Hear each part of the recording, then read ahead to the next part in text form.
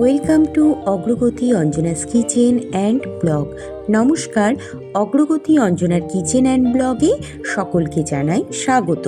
চলে আসলাম পুরুলিয়ার second part ভিডিওটিকে নিয়ে।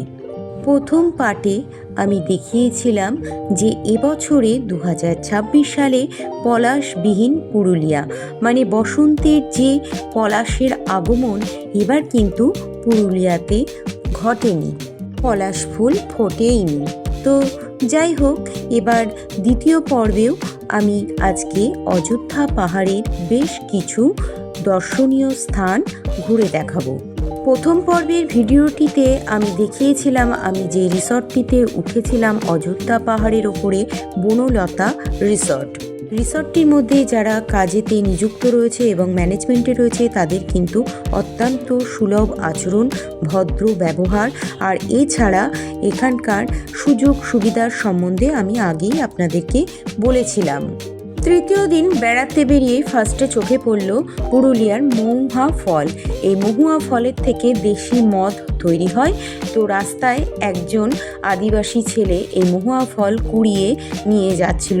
তো আমরা তো কখনো মহুয়া ফল দেখিনি, শুধুই শুনেছি, তাই সেই ছেলেটিকে দাঁড় করিয়ে আমি মহুয়া ফলের একটি ভিডিও ক্লিপ নিয়ে নিলাম। আমাদের গাড়ি কিন্তু চলতে শুরু করেছে আমাদের পরবর্তী স্পট দেখতে যাওয়ার জন্য। আর মাঝখানে পথের ধারে দাঁড়িয়ে পড়েছিলাম আমার হাজবেন্ড এবং আমাদের সহযাত্রী যারা ছিল তারা হট করে গাড়িটাকে থামিয়ে পাশে দু একটি গাছেতে পলাশ ফুল ধরেছিল, সেখানে দাঁড়িয়ে কিছু ছবি তোলার উদ্দেশ্যে গাড়ি থামিয়ে দিয়েছিল। আর আমিও তাদের সেই পলাশ ফুলের ছবি তোলা এবং পলাশ ফুল তুলে আনার একটি ভিডিও ক্লিপ তুলে নিলাম। পরবর্তী স্পটে আমি পৌঁছে গেছি। আর এখানে খুব কম লোকই এই স্পটটিতে উঠে থাকে। এত সুন্দর দৃশ্য, আর তার সাথে কিন্তু ভয়ঙ্কর কিছু দৃশ্যও চোখে আসছিল। মানে এই পাহাড়ের খাদ দেখা যাচ্ছিল। একটু যদি অসাবধানতা হয় তো যে কোনো মুহূর্তে বিপদ ঘটে যেতে পারে, কারণ অসাবধানতা হলে কিন্তু একদম পা হড়কে নিচেই চলে গেলে একদম শেষ, শরীরের চিহ্নটুকুও খুঁজে পাওয়া যাবে না। যার জন্য এই জায়গাটির নামই হচ্ছে সুইসাইড পয়েন্ট। এখন আমি বর্তমানে ইউটিউবার হয়েছি, আর আমাকে তো এরকম কিছু কিছু অ্যাডভেঞ্চার করার ছবি বা ভিডিও ক্লিপ নিতেই হবে, নইলে মানুষ এগুলো দেখে উপভোগ করবে কি করে। যাই হোক, একটু মজা করে নিলাম, তা নয়, আসলে এত সুন্দর জায়গা। তারপরে অনেকটা উঁচুতে আমি রয়েছি, যাদের পাহাড়ে ওঠা নিষেধ বা যারা একেবারেই উঠতে পারে না। আর আমি যখন এরকম একটি জায়গায় গিয়েছি, সেখানে গিয়ে তো দাঁড়িয়ে কিছুটা হলেও ভিডিও ফুটেজ করে নিতেই হয়, তাই না বলুন? সকলের সঙ্গে যেহেতু শেয়ার করে নেব, আমার তো পরিবারের অনেক সদস্যই রয়েছে যারা আমার সুন্দর সুন্দর ভিডিও দেখতে পছন্দ করেন, সেই জন্যই আমার কষ্ট করে ভিডিওটিকে তৈরি করা। আর একটু সাহস সঞ্চয় করে এই জায়গাটির থেকে বেশ কয়েকটি প্রাকৃতিক সৌন্দর্যের ভরা ভিডিও ক্লিপ তুলে নিয়েছিলাম, শুধুমাত্র আপনাদের সঙ্গে শেয়ার করবার জন্য।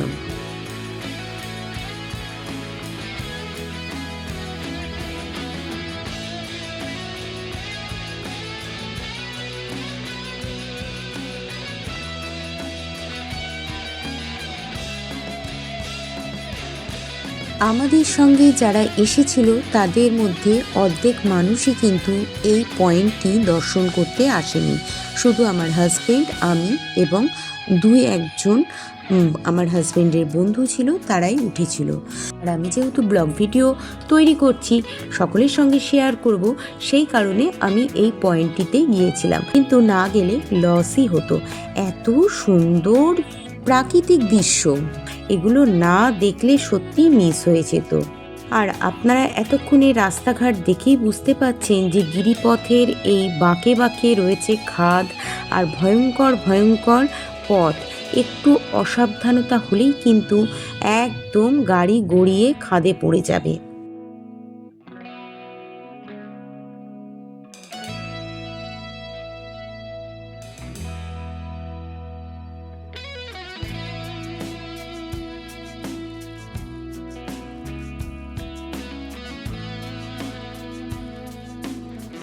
এবার যেখানে নিয়ে যেতে চলেছি এখানটায় একটি লেকে নিয়ে যেতে চলেছি, সুনীল জলরাশি লেক। এত সুন্দর দেখতে। আমরা যে পয়েন্টটির ওপরে উঠেছিলাম তার ঠিক নিচে একটি জলরাশি দেখা যাচ্ছিল, আর সেই জলরাশিরই এটি ভিডিও ক্লিক।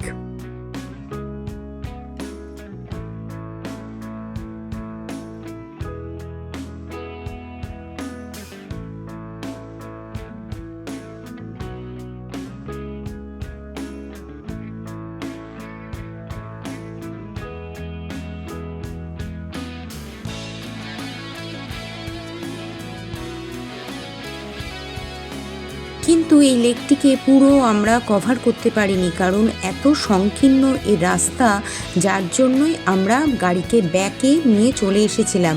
কারণ দুটো গাড়ি পাশাপাশি গেলেই কিন্তু একদম জলের মধ্যে পড়ে যাবে গাড়ি, তার জন্য আমরা ব্যাক করে চলে এসেছিলাম। আর এখানে বেশ সুন্দর সুন্দর বড় বড় গাছ রয়েছে ওই পাহাড়ের নিচেতে, আর পাহাড়ের চূড়ার একদম নিচেই রয়েছে এই বড় বড় গাছ।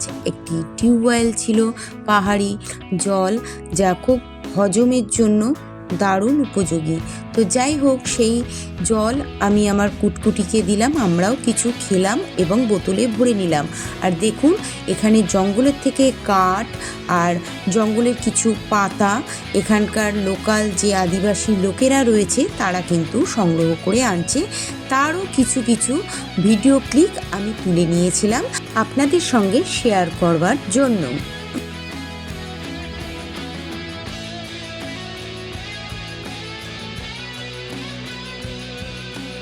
এবার দেখুন আদিবাসী মহিলারা জঙ্গলের থেকে কিভাবে কাঠ সংগ্রহ করে মাথার উপর তুলে তাদের ঘরে নিয়ে যাচ্ছে। দারুণ লাগছিল এই দৃশ্যগুলো দেখতে। পাহাড়ের ওপর দিয়ে আমাদের গাড়ি কিন্তু চলছে, আর তারই মধ্যে থেকে আমি কিছু ভিডিও ক্লিপ সংগ্রহ করে নিচ্ছিলাম। সাধারণত আমরা গল্পের বইয়ে, উপন্যাসে পুরুলিয়ার কথা শুনেছি এবং কিছু সিনেমার থেকেই এই সমস্ত জিনিসগুলো দেখে থাকি বা আমি দেখেছি। আমি কোনোদিন পুরুলিয়ায় আসিনি, প্রথমবার আমি পুরুলিয়ায় গিয়েছিলাম। আর যে সমস্ত জিনিসগুলো আমি পড়েছিলাম অথবা দেখেছিলাম সেগুলোই চোখের সামনে একদম ভেসে উঠছিল। এদিকে আমার ছোট মেয়ে কুটকুটি, ও কিন্তু ভীষণভাবে আমাদের সাথে কোঅপারেট করেছে, সব জায়গাতেই গেছে, গরমের মধ্যেও কষ্ট হলেও নিজেকে মানিয়ে নিয়েছিল। এবার দেখুন সেই আদিবাসী মহিলারা কতটা কষ্ট করে কাঠ সংগ্রহ করে মাথায় করে বয়ে নিয়ে যাচ্ছে নিজেদের জ্বালানির জন্য নিজেদের ঘরেতে। এগুলো লোকাল আদিবাসীদের ঘর, যেগুলো সাধারণত আমরা সিনেমায় অথবা ছবিতে দেখে থাকি, সেগুলোই কিন্তু আমি একদম বাস্তবে নিজের চোখে দর্শন করলাম, তার সঙ্গে আপনাদের সঙ্গেও শেয়ার করে নিলাম।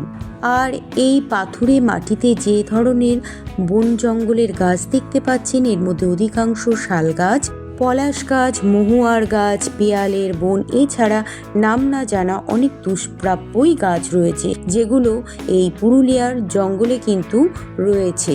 তবে সেগুন গাছ আমাদের এখানে যেমন দেখা যায়, পুরুলিয়ার জঙ্গলে খুব একটা দেখতে পেলাম না। এছাড়া নিম, শিশু এ ধরনের গাছ রয়েছে। আর একটি অদ্ভুত গাছ আপনাদের সঙ্গে শেয়ার করে নিচ্ছি। দেখুন, এখানে অদ্ভুত ধরনের একটি ভায়োলেট কালারের ফুলের গাছ রয়েছে। কি অদ্ভুত সুন্দর গাছগুলো, পুরো জুঁই ফুলের মতন ফুলগুলো, আর সারা গাছ জুড়ে রয়েছে। পাতা নেই, পাতাগুলো ঝরে গিয়েছে, শুধু ফুলগুলো ফুটে রয়েছে। অদ্ভুত সুন্দর এই ভায়োলেট কালারের ফুলগুলি, কি নাম আমার জানা ছিল না। এবার আমরা আমাদের রিসর্টে চলে এসেছি, বনলতা রিসর্ট। রিসর্টে ফিরে দুপুরের লাঞ্চটি এখানেই সেরে নিয়েছিলাম। আসুন এবার বনলতা রিসর্টটিকে আপনাদের সঙ্গে একটু ঘুরিয়ে দেখানো যাক। আমি কিন্তু এই বনলতা রিসর্টটিকে কোনো রকম প্রমোশন ভিডিও করছি না, আমার ভালো লেগেছে সে কারণে আমি অনেস্ট রিভিউ আপনাদের সঙ্গে শেয়ার করে নিচ্ছি।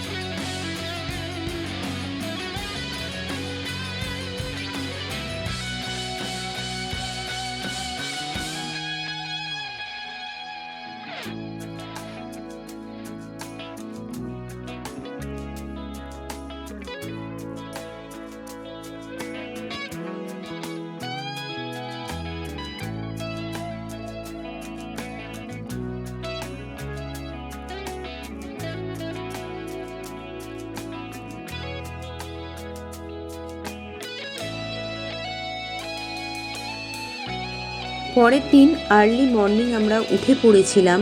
আমাদের পরবর্তী গন্তব্যস্থল হচ্ছে জয়চণ্ডী পাহাড়। আর এই জয়চণ্ডী পাহাড় দেখা হয়ে গেলে শেষমেশ আমাদের বাড়ি ফিরে যাওয়ার পালা। তো আমরা বেরিয়ে পড়েছি। আর পাহাড়ের ঢালের অংশে আমাদের গাড়িটা একটু দাঁড় করিয়েছিল, কারণ কয়েকজন যারা আমাদের সঙ্গী সাথী ছিল তারা গাড়ি থেকে নেবে একটু ফটো তুলে নিচ্ছিল, কারণ আবার কবে কে কখন আসবে সেই জন্য একটু স্মৃতি মনে ধরে রাখার জন্য কিছু ফটো ভিডিও ক্লিপ তুলে নেওয়া হচ্ছিল।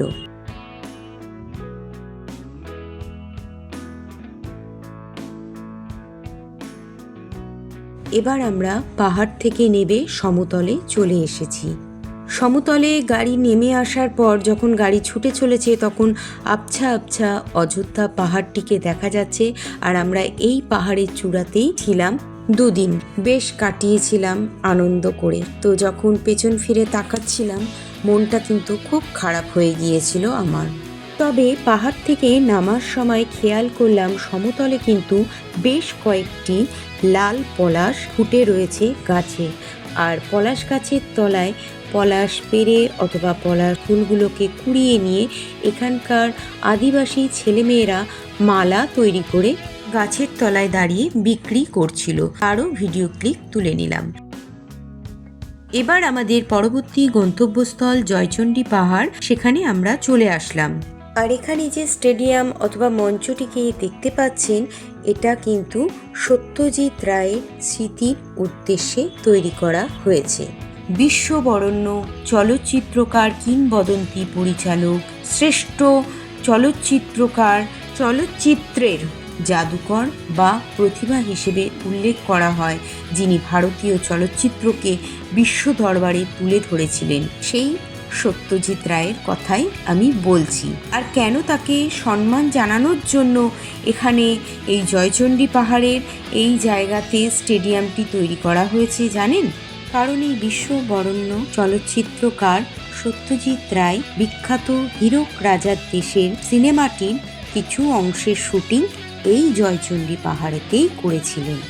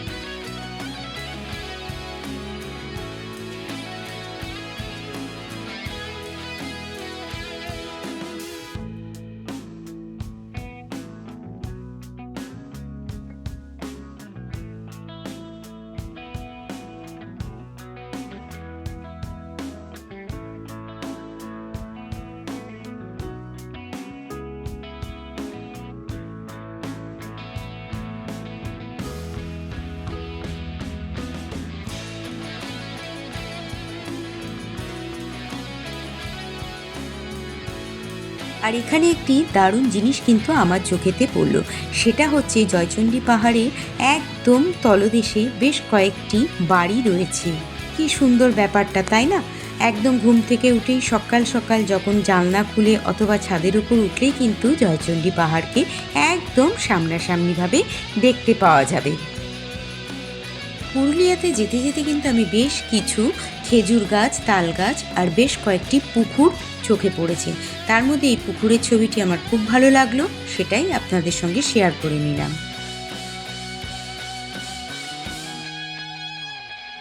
জয়চণ্ডী পাহাড় আমাদের দর্শন করা হয়ে গেছে। আমরা বেরিয়ে পড়েছি আমাদের বাড়ির উদ্দেশ্যে। যেতে যেতে আমরা এখন বাঁকুড়া জেলার মধ্যে রয়েছি, আর এটা হলো বাঁকুড়া জেলার সেই বিখ্যাত জঙ্গল, আর সেই জঙ্গলের মধ্যে দিয়ে আমাদের গাড়ি ছুটে চলেছে।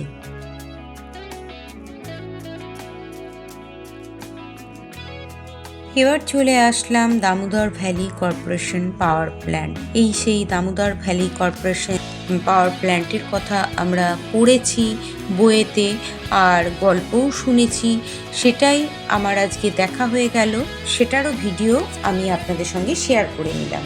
এবার চলে আসলাম দুর্গাপুর ব্যারেজ, আর দুর্গাপুর ব্যারেজের ওপর দিয়ে যখন আমাদের গাড়িটি ছুটে চলেছে তখন আমার ইউটিউবার টুম্পাদির কথা ভীষণভাবে মনে পড়ছিল। টুম্পাদির লাইভে প্রায় আমাদের বলতো, যদি দিদির বাড়ির কথা জিজ্ঞাসা করা হতো তো দিদি বলতো যে দুর্গাপুরে তার বাড়ি।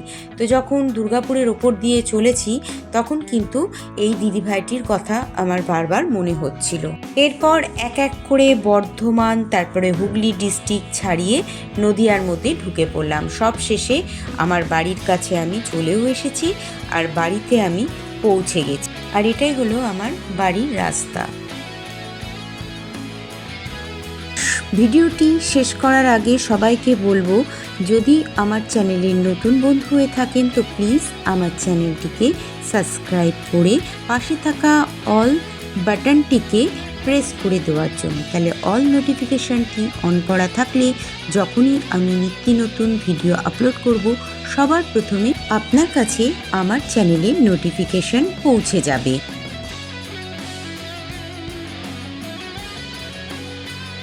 আর সবশেষে পুরুলিয়াতে সুন্দর কাটানো মুহূর্তের ছবিগুলিকে আপনাদের সঙ্গে শেয়ার করে নিলাম।